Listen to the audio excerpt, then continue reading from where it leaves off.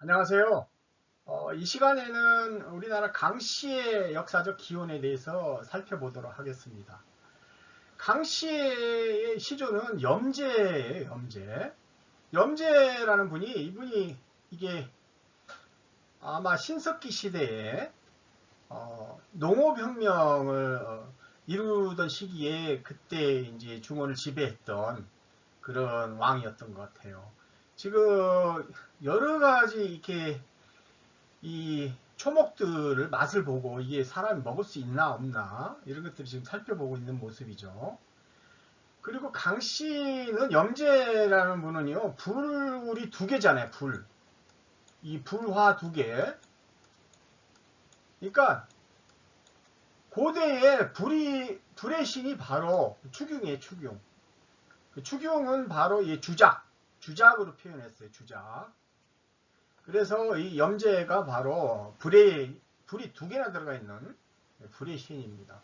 불의 신을 이제 그 시조로 하는 또 강태공이 있죠. 강태공. 아주 전략가. 그 전략가 강태공은 이제 이렇게 만화 캐릭터로 웹툰 캐릭터로 이렇게 표현을 한 겁니다. 강씨 인구는 2015년 기준으로 118만 명인데 다른 성씨와 달리 본이 진주 강씨 단일본입니다. 예, 강씨의 시조는요, 고구려 영양왕 때 고수전쟁의 영웅으로 불렸던 강희식 장군입니다. 이 신채호의 조선 상고사에 이 강희식 장군에 대한 기록이 나와요.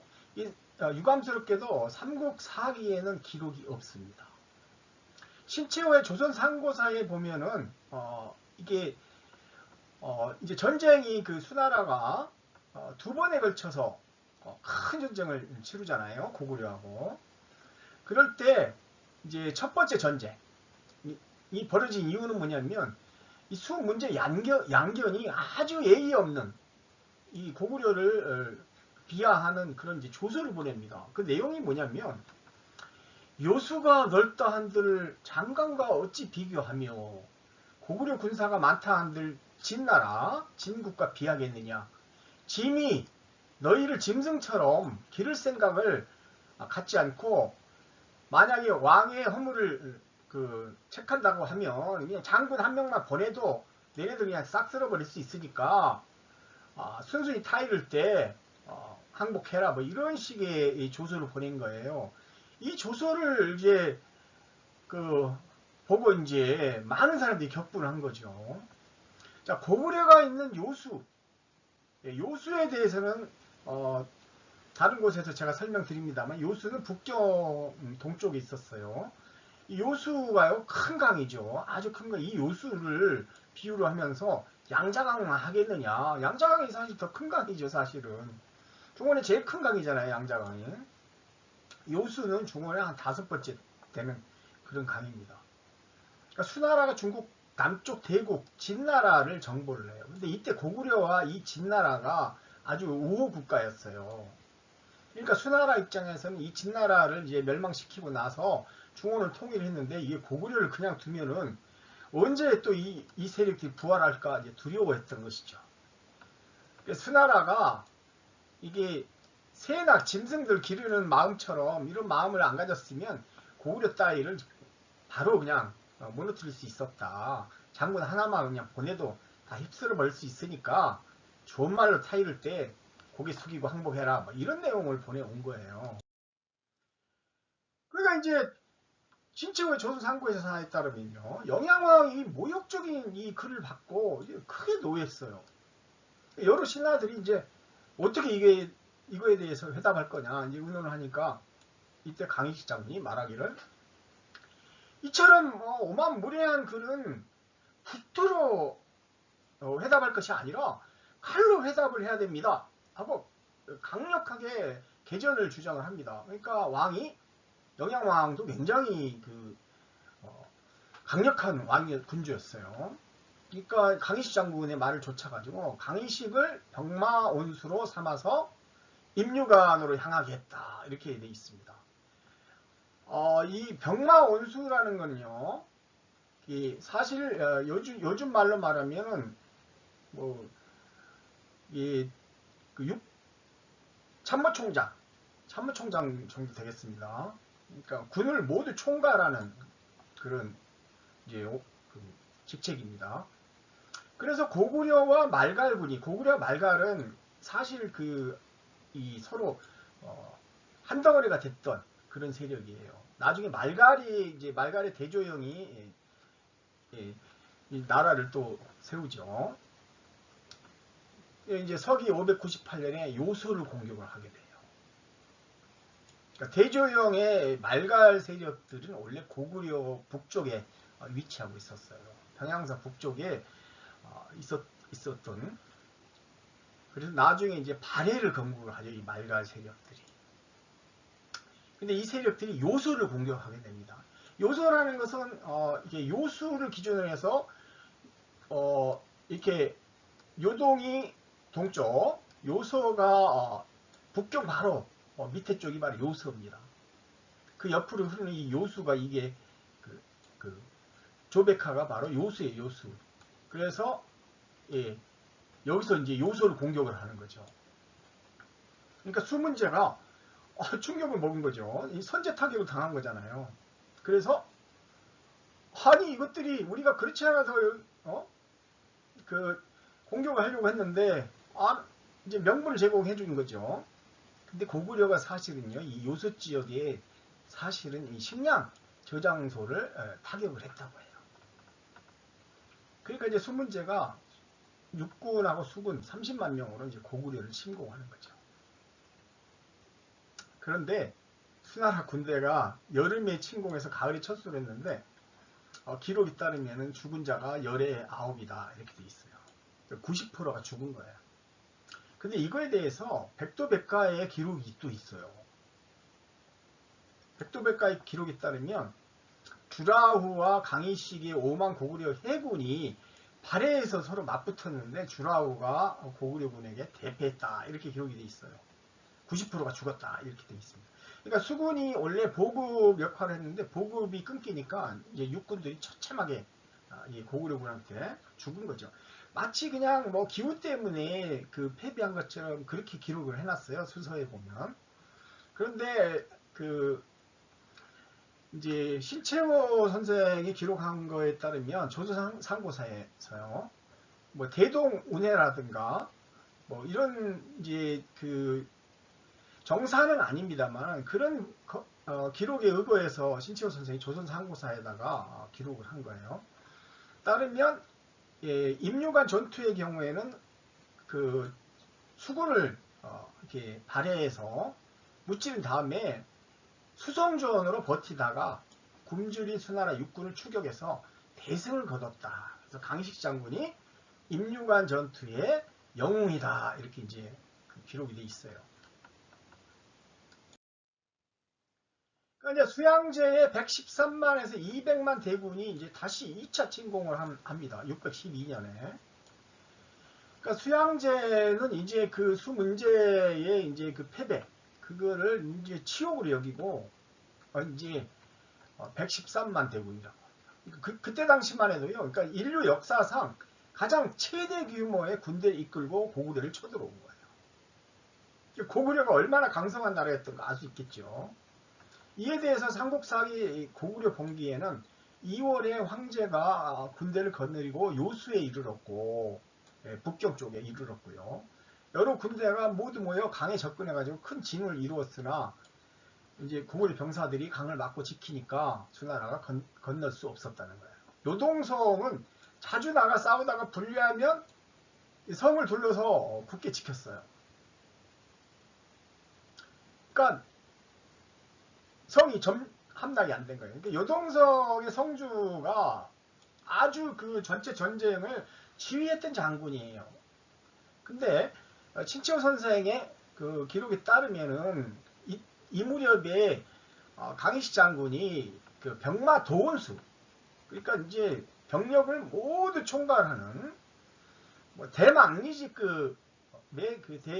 대장군이었다 이렇게 이제 라고 기록이 돼 있습니다. 대동운해를 인용을 해서 병마 도원수라고 했어요. 당시 요동성을 그러니까 수비하던 장수는 바로 강희식 장군밖에 없어요. 예, 부를 수 있는 사람이. 근데 삼국사기에는 이에 대한 기록이 하나도 없습니다. 그러니까 이제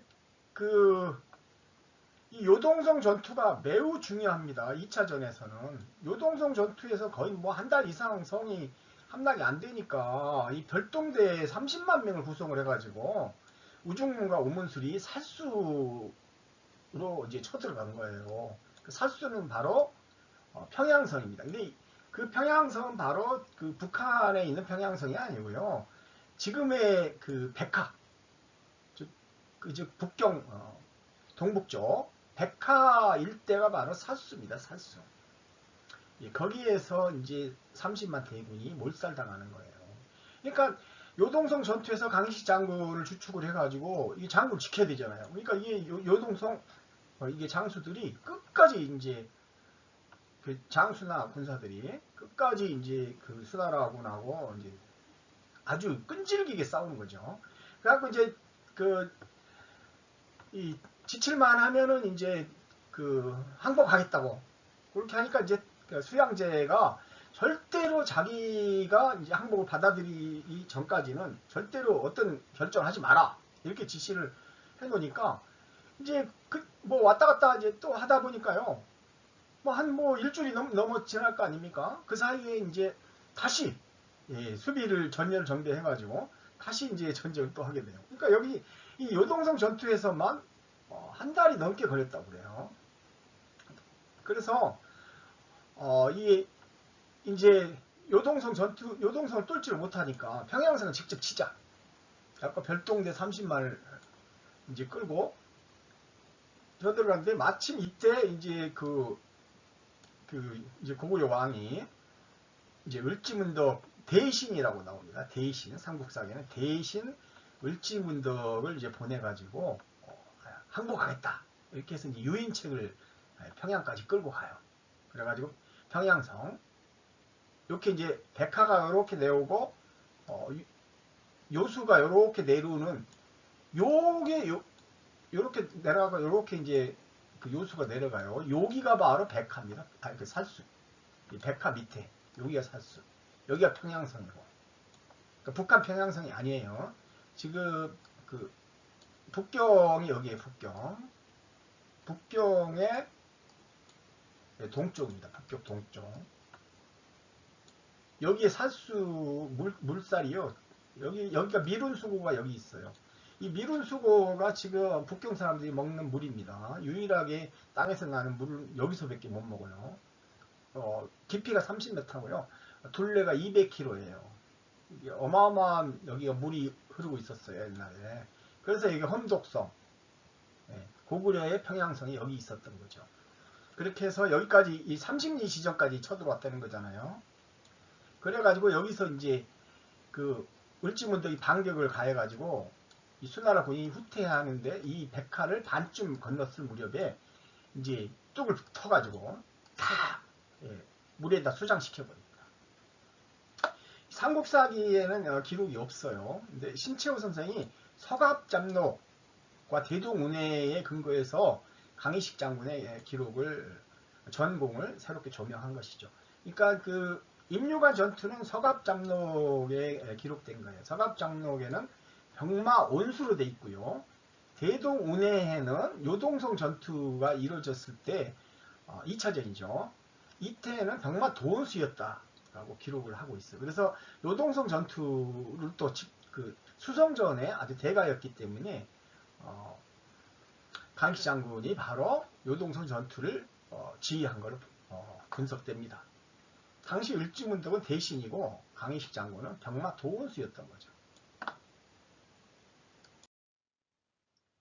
자, 당시 상황을 한번 살펴볼게요. 제가 원래 수나라 군이 모인 곳은 이 탁군이에요. 탁군. 탁군입니다. 그러니까 탁군이 바로 탁주 여기입니다. 자, 탁군에서 이게 북한에 있는 평양성까지 쳐들어갈까요? 여기서 평양성까지 3천리가 넘습니다. 3개월이 걸려요. 3개월. 그러니까 이병도 박사가 말하는 살수고 뭐고 다 이게 이 허구적이라는 걸 알 수 있죠. 여기서 어떻게 고대 시대에 이 3개월이 그 걸리는 그런 그 평양까지 쳐들어가겠습니까? 말도 안 되는 이야기죠. 자, 탁군에서 여기서 영종하에서 제사를 지내요. 그리고 나서 이제 쳐들어갑니다. 이쪽으로는 못 가요. 이쪽으로는 물줄기가 뭐 어마어마하게 많아요. 그러니까 수없이 많은 물줄기에다가 거기다가 산악지대가 이렇게 있거든요. 그러니까 여기에는 고불 병사들이 소수만 있어도 수만 대군을 당해낼 수가 있거든요. 그러니까 어디로 가야 되냐? 할 수 없이 이 요택을 거쳐가지고 이렇게 요동으로 쳐들어가야 되는 거예요. 수군은 이쪽 요수 쪽으로 이렇게 배를 타고 이렇게 들어오는 거죠. 처음 마주치는 성이 비사성이에요. 그리고 그 위에 건안성이 있고요. 그래서 이제 이 요동성, 요동군에 이제 이 요수하고 이게 바로 이제 북쪽에서 내려오는 요게 바로 소요수고요. 소요수 반대편에서 내려오는 요게 백하입니다. 이 두 개가 합쳐져 가지고 대요수가 돼요. 대요수가 돼가 이게 바로 이게 고구려와 수나라의 국경선이었어요. 폐수죠, 폐수. 네. 조선 세력과 혹은 고조선 혹은 고구려 세력과 이 중원 세력 간의 경계선이 이 폐수가 바로 이 요수였던 거예요. 그게 요동성이 여기입니다. 요수를 건너기 위해서 이제 요택을 거쳐갖고 이렇게 이제 쳐들어오는 거예요. 근데 이 요동성에 막혀가지고 한 달 동안 이제 침략을 못하니까 이게 이제 수군 세력들이잖아요. 오중문, 오문술은. 그러니까 이제 이 요수를 타고 올라가가지고 여기 이제 살수 건너편 여기까지 이제 평양성이 여기잖아요. 네, 평양성이 여기 있습니다. 나중에 제가 또 다른 책자 설명드리겠습니다만은 여기까지 간 거예요. 평양성 30리 지점까지. 그래서 여기서 이제 을지문덕 장군이 이제 시를 보내잖아요. 지금까지 전공이 아주 많은데 이제 만족하고 돌아가라. 이렇게 하니까 이제 속은 걸 알고 이제 그냥 정말 정신없이 그냥 진열이 붕괴돼가지고 막 이제 살수 밑으로 이게 도망을 갑니다. 그러니까 이 백하에 물을 막았다가 이제 이 수나라 군대가 이 살수 중간 정도 건널 무렵에 이제 터가지고 그냥 물속으로 그냥 전부 다 죽여버려요. 여기가 바로 미룬 수고가 있어요. 물이 지금 30m 깊이입니다. 어마어마한 물이 여기 있어요. 그러니까 평양성을 험독성이라고 또 불렀지 않습니까? 바로 여기가 바로 험한 물이 있었던 거예요. 여기 박지원의 열하일기에도 보면 하룻밤에 9번 하나의 강을 9번 건넜다고 하는 곳이 바로 이 살수지역입니다. 그러니까 여기서 수나라 군대에 30만 군이 여기서 수장된 거예요. 그러니까 1차적으로 신채호 선생이 평가하기를 2차 전쟁에서 제1등 공신이 요동성 전투다. 요동성 전투 이때 강희시 장군이 병마 도원수였는데 요동성을 지켰다. 이거는 여러 가지 상황을 보면은 요동성에서 모든 전쟁이 여기서 판가름이 나버렸어요. 육군은. 그렇기 때문에 육군을 지휘했던 장수는 바로 강희시 장군이었기 때문에 요동성 전투의 주역은 강희시 장군이다라는 걸 알 수 있고, 이제 평양성에서 대신으로 있다가 왕명을 받아가지고 여기 이제 수군들을 유인한 게 바로 을지문덕 장군인 거죠. 그래서 살수대첩은 이게 이 요동성 전투가 제1이고요. 살수에서 30만원 군을 죽인 게 두 번째 전쟁이 됩니다. 그래서 이걸 총괄해서 살수대첩이다라고 평가를 합니다. 강씨는요, 염제 계열의 추경족들이에요. 염제에 대해서는요, 상해경, 해내경에 이제 계열이 나오는데요. 염제가 염거를 낳고 절병을 낳고 희귀를 낳고 추경을 낳았다, 이렇게 기록이 되어 있어요. 추경이 이제 공공씨, 이게 홍씨죠, 홍씨. 공공을 낳았다라는 라고 이제 기록이 돼 있어요. 그래서 염제는요, 사학백이라고 하는데, 강씨, 허씨, 노씨가 바로 염제 후손들입니다. 염제 추경 시족은요, 강씨가 대표적으로 강씨가 있고요. 강태공이죠. 허씨가 있어요. 허씨. 예. 허씨도 보시면 이게 여기 말씀원변에 정오, 태양이 가장 중앙에 있다고 하는 그 정오를 나타내는 오자가 붙어 있죠. 그러니까 이 허씨도 바로 추경족이에요. 노씨는 그 용광로 할 때 노자로요. 이게 그 빛광자입니다. 빛의 세력이라는 거예요. 그리고 모씨도 예, 모씨가 바로 추경족이다라는 기록이 다 나와요. 그래서 백도백가에는 이 염제라는 분이 특정한 한 분이 아니고요. 이 모두 9대에 걸쳐가지고 530년간 제위를 전했다고 해요. 그러니까 염제 신농이요. 강씨 부족에서 일어났어요. 강씨 부족에서 일어난 이후에 모두 9대의 염제가 있었어요. 그러니까 염제가 바로 그 왕의 명칭입니다. 특정한 사람의 이름이 아니고요. 그래서 그 중에서 신농이라는 분이 이제 그 제1대 염제였던 거죠. 이분의 후손이 530년간 제위를 전했다는 거잖아요. 보계시입니다. 보계시에 보면요, 보계가 여기 그 염제가 태어난 강수가 있는 곳이고요. 그 다음에 이제 그 태호복희가 있었던 곳이 천수 지역입니다. 천수하고 여기가 시안이고요. 서안. 여기가 평양이 있어요. 평양. 옛날 발음으로는 량입니다. 리을 량자. 평양이 있어요. 여기가 바로 이 한민족이 초창기에 기원했던 곳이 바로 여기라는 겁니다. 태호복희가 여기 있었고요. 보계에서 염제가 500년 동안 지배를 했다는 거 아닙니까? 평양에서. 여기가 바로 태백산이 여기 있어요. 요 밑에, 보계 바로 밑에. 네, 여기가 태백산입니다. 태백산. 그리고 이제 위쪽으로 올라가면 도낭이 있죠. 도낭에 삼위태백 있잖아요. 삼위산이. 그래서 삼위태백에서 한민족이 기원했다는 거잖아요. 그러니까 바로 초창기에 한민족의 그 위치는 여기 있었던 거예요. 거기에 530년간 이게 강씨들이 나라를 지배를 했다는 거죠. 염제의 직계 후손은 추경족으로서요. 진주 강씨인데 강수에 살아서 강씨라고 했고요. 보계가 바로 강씨 발원지입니다. 염제는 남방 천재 불사조, 주작이라고 하기도 하고요. 불의 왕 이런 뜻으로 추경족의 시조입니다. 통지, 시종약, 성씨, 고략 등에 보면 강씨, 허씨, 강씨, 제나라, 제씨는 다 염제의 후손이다 이렇게 돼 있고요. 강씨는 가장 오래된 성씨이고요. 서강족하고 같은 뿌리입니다. 하나라와 주나라를 세운 주요 종족이에요. 그러니까 하상주라고 하지 않습니까? 이 하나라가 바로 이 염제 후손들이 세웠던 나라고 그 주나라도 염제 후손으로 보여요. 불의 신 추경과 물의 신 공공이 다 염제의 후손입니다. 주나라를 건국하는데 1등 공신인 강태공이 바로 강씨의 시조이기도 하죠. 산동성에 제나라에 봉해져 가지고 이 후손들이 산동성 중심으로 활약을 합니다. 고수전쟁의 명장 강씨의 후손입니다.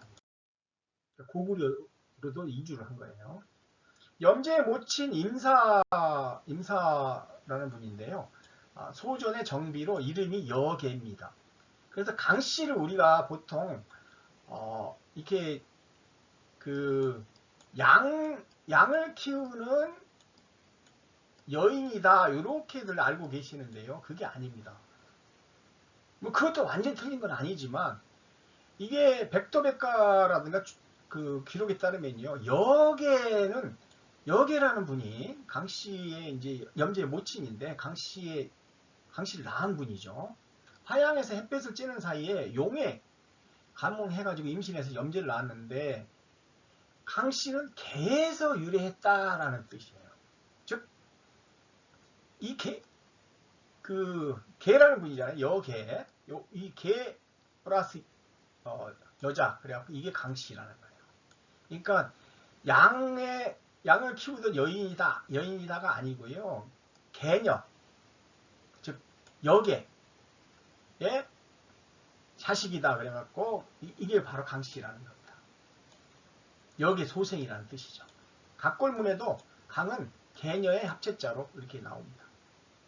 염제는 구석기 시대에서 신석기 시대로 전환하는 시기에 그런 농업의 신이었어요. 그러니까 약 530년간 중원을 지배를 했어요. 수렵 채취의 구석기 시대, 태호복기 시대는 구석기 시대라고 보입니다. 포이라고 하지 않습니까? 뭘 짐승을 잡아서 먹고 살던 시대에서 이제는 농사를 짓지 않습니까? 신석기 시대에 중요한 게 누굽니까? 바로 태양입니다. 태양. 농경족들은 태양을 다 숭배하잖아요. 그래서 이때 태양신으로 바로 염제가 이제 등장하는 거죠. 그래서 불의 신 추경이 나오는 거예요. 그리고 물의 신 공공. 이 공공씨는 홍씨, 우리나라 홍씨의 이제 시조죠. 땅의 신 후토, 시간의 신 10명의 시조입니다. 시조. 염제는 황제보다 훨씬 이전에 활동한 거죠. 그러니까 530만 년간이나 구대에 걸쳐서 염제가 있었으니까요. 그러니까 맨 끝에 염제가 이제 황제한테 진 걸로 이렇게 한서 율력지에 그게 그렇게 되기를 주역에 이르기를 신농씨가 세상을 떠나자 황제씨가 일어났다고 한 것은 불이 토를 낳기 때문에 토득이 된다는 거죠. 그래서 황제가 이긴 것은 염제 후손입니다. 단천 전투는. 염제족하고 황제족은 모두 소전씨 후손입니다만은 강성하고 희성으로 성이 달라요. 강수와 희수 일대가요. 황하의 범람으로 농업에 부족해지자 전투가 발생한 걸 이렇게 봅니다. 국어 진어에는 염제와 황제에 대해서 다음같이 기록이 되어 있는데 소전이 유교씨 딸을 취해가지고 거기 장가를 가고 황제와 염제를 낳았는데 황제는 희수에서 성장했고 염제는 강수에서 자랐다. 그래서 황제의 후손들은 휘씨라 하고 염제의 후손은 강씨라 했다. 이렇게 이제 기록이 되어 있어요. 강태공 여상이 이제 제나라를 건국을 하게 됩니다. 백도백가에는 강자는 주나라를 건국했던 개국원웅이고 이 요즘 병법의 기초를 구축한 그런 대가였다는 거예요. 병법의 대가. 그 서백후 휘창 이제 주나라를 건국하게 되는 이제 휘창을 만나가지고 그 태사가 됩니다. 그러고 나서 그 이제 후손 모왕이 즉위한 후에 그 아들이죠. 휘창이 이제 그 낳은 아들이 모왕이에요. 모왕이 즉위하면서 이제 태공망으로 이제 존중을 받죠. 강태공이. 그래서 주왕조가 건국한 후에 주나라는 이게 이제 봉건 왕조예요. 그러니까 제후국을 이제 책봉을 하게 되죠. 그래서 제나라로 이제 책봉이 돼가지고 영구의 수도를 정하고 강씨 제나라를 건국을 하게 됩니다. 그러니까 사기 주성왕이 강태공한테요 정벌권을 줘요. 그러니까 제후들이 잘못하면 강태공한테 정벌을 해라. 동쪽은 바다까지, 서쪽은 황하까지, 남쪽은 목릉까지, 초나라 인근까지, 북쪽은 무채까지.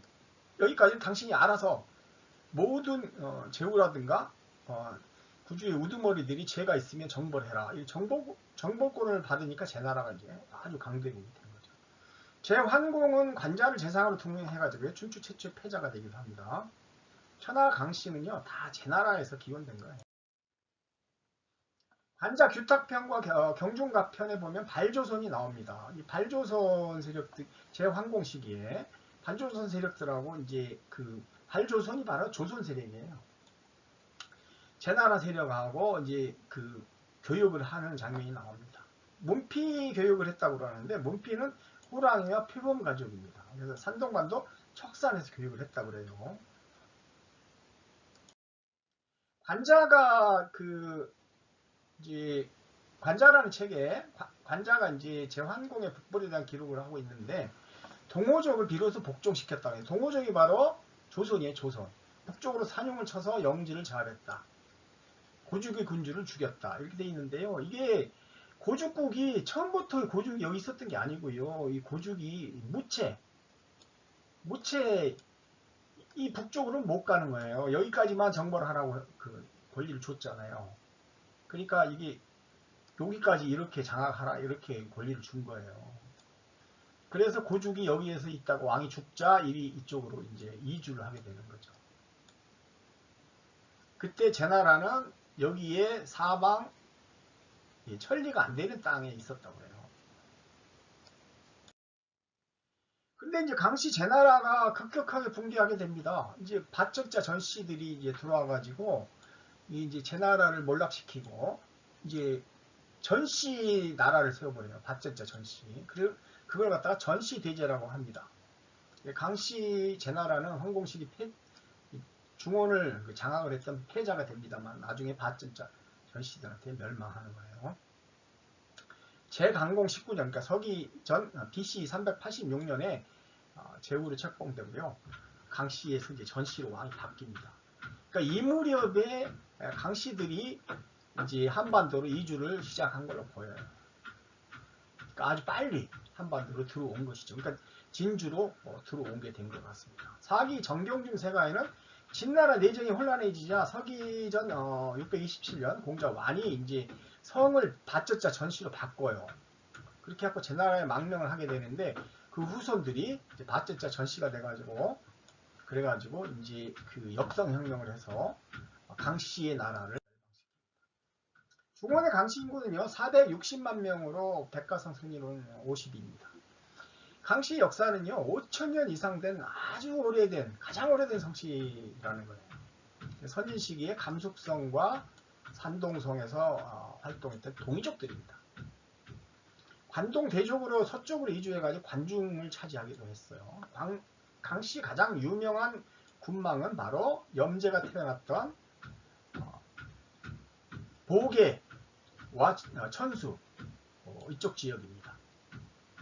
강씨는 수많은 성씨의 기원이기도 해요. 여씨, 여씨, 제씨, 고씨, 국씨, 방씨, 문씨, 신씨, 노씨, 정씨, 채씨가 다 강씨, 강태공의 후손들입니다. 여기서 설명 마치도록 하겠습니다. 감사합니다.